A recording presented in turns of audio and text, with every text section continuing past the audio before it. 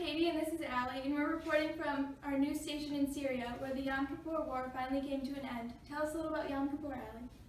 Well, the Yom Kippur War came into action on October 6, 1973, when Syrian and Egyptian forces ambushed Israeli forces on their Day of Atonement. Yom Kippur is the holiest day of the year in Judaism. It usually lasts for a 25-hour period consisting of fasting and intensive prayer. Most Jews spend this day in synagogues, listening and observing traditional services. They chose to attack on Yom Kippur because they knew that Israeli guards would be down.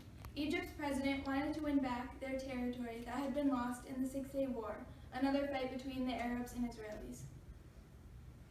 The U.S. supported Israel by giving them supplies through an airlift when they dropped things from the plane. We're here today with an Israeli soldier who's in the action. Tell us what happened, Matt. Syria attacked in the Golan Heights, and Egypt attacked in the Sinai and the Suez Canal. I was stationed near the Golan Heights with a few other men. We saw lots of gunfire and smoke, and unfortunately lost over 2,000 men.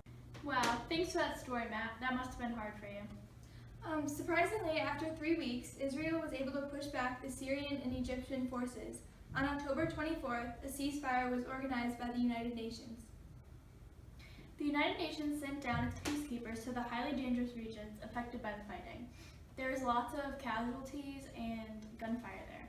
Between January and March 1974, Israeli and Egyptian forces disengaged in action along the Suez Canal region.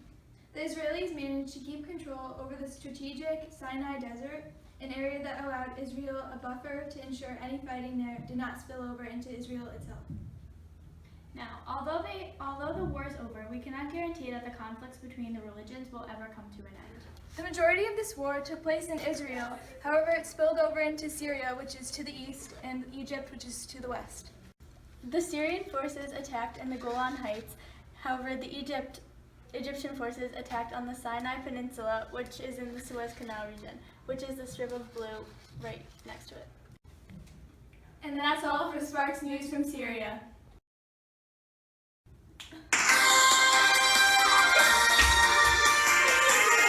All right, cut. Hi, I'm Katie, and this is Allie. I can't do it. And we're I can't reporting do it. from our news station. On their Day of Atonement. They chose to attack on Yom Kippur. No, we still have more. Listening to traditional services. They chose to attack on Yom Kippur because they knew Israeli guards. What? Wait, can you stop? Egypt, which is on the west. What? So from Syria. No, Katie, no.